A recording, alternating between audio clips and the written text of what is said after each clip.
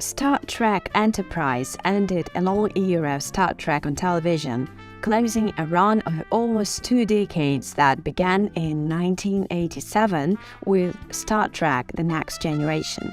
Instead of furthering Star Trek into post-Voyager future, Enterprise brought it back to Starfleet's early days with a prequel. From the beginning, Enterprise was fraught with issues.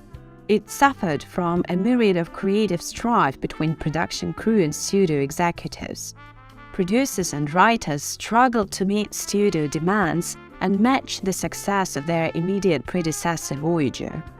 Baffled by the low ratings, producers and studio executives did everything they could to make it more appealing, leading to some dubious creative decisions.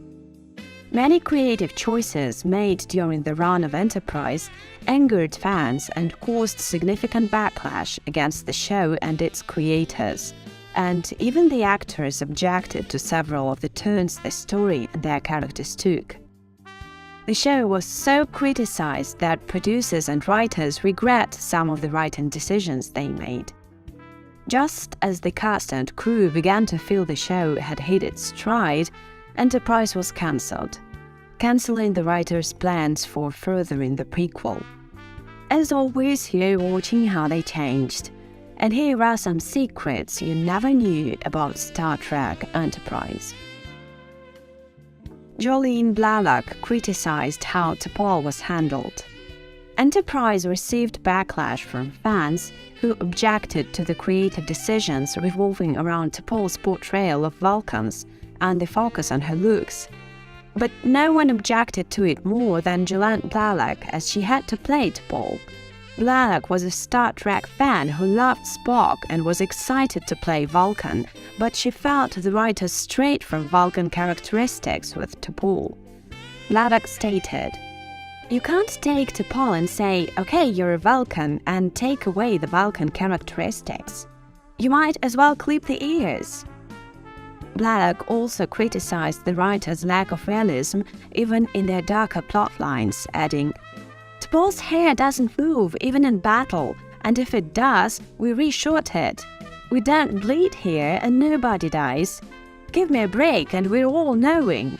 Where's the risk? Where's the danger?" Studio executives kept meddling in the show. Star Trek Enterprise contended with more executive meddling than any Star Trek series that came before it. Executives had already vetoed the early conceptual ideas the producers had brought to the table, and they continued to make suggestions throughout the series. The studio had significant control over the first 2 seasons, with the production crew only getting more freedom starting in Season 3.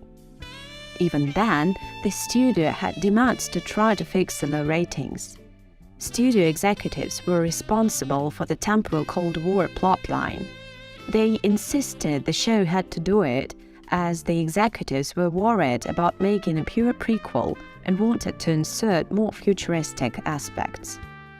Brannon Braga found the plotline strangulating. One studio executive even pitched the idea of having a different boy band on the Enterprise to perform every week. Fans will never know what the series could have been without executive meddling. It was the first series since the original to be cancelled. Enterprise had a difficult time just staying on the air. Paramount executives had considered it for cancellation after its 2nd season ended, but it was saved by a vast letter writing campaign from the fans. Paramount ordered several changes to the show in order to renew it, such as adding a more action-oriented plotline. The changes were made, leading to the development of the Xindi plot, and the show lasted to its 3rd season. During the 3rd season, there were huge shake-ups at Paramount. Several key staff members departed Paramount and Viacom. UPN, which broadcasted Enterprise, was bought by CBS. A cancellation seemed imminent, but it was renewed again. Unfortunately, it was moved to the same Friday night death slot that the original series had occupied just before its cancellation. After the fourth season aired with low rating, Enterprise was finally cancelled. William Shatner was supposed to appear. In the fourth season, producers had a plan to bring Captain Kirk into the prequel through the mirror universe introduced in the original series.